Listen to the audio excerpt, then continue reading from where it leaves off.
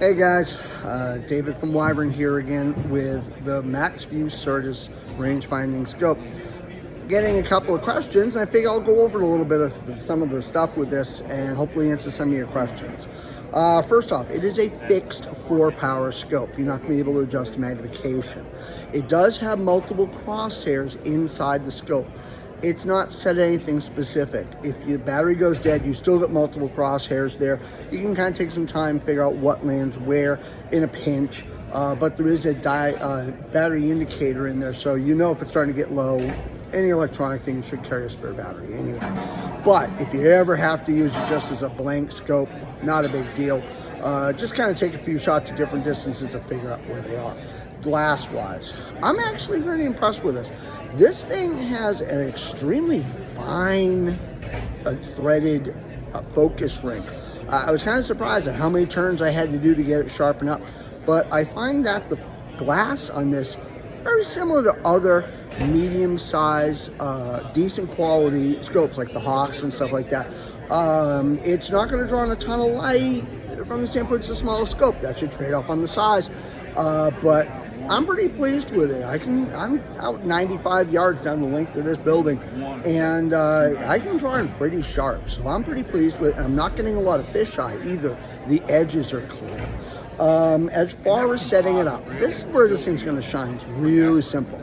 Windage and elevations just on the base of the unit itself, just kind of like the burst does, and that's where the burst gets different setup. Most of these range-finding scopes, the burst, the Garmins, you're plotting multiple points of impact within the scope, and it will internally figure out the arc.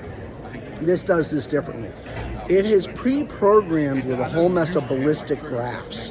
So once you get that top crosshair dead on at 20 yards, you go through and input the speed of your bow. It will plot the graph out to 100 yards with it. Now, it may not be exact. Everybody's arrows are different, whatever.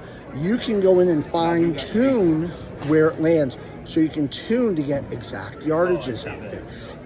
Much simpler setup to put together, and that's one of the big things a lot of people get annoyed with some of these range-finding scopes. It's time-consuming. If you're off, you got to go back and screw around and save the program. This is going to be really quick and simple.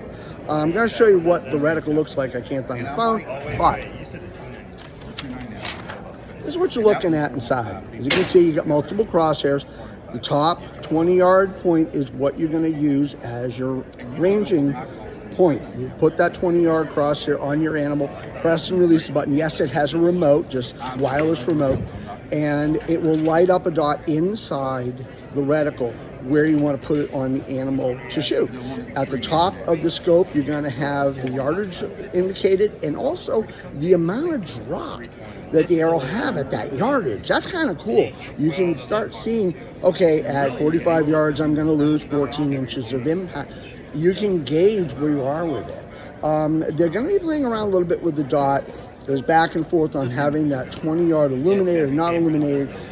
Currently in the ones I've got here, that top dot is illuminated. I like that, but it gives you 2 lit dots. I suggested they do it so that when you hit the ranging, the ranging dot goes away, and then you just have just the aiming dot. So yet to see where they're going to go with that part of it.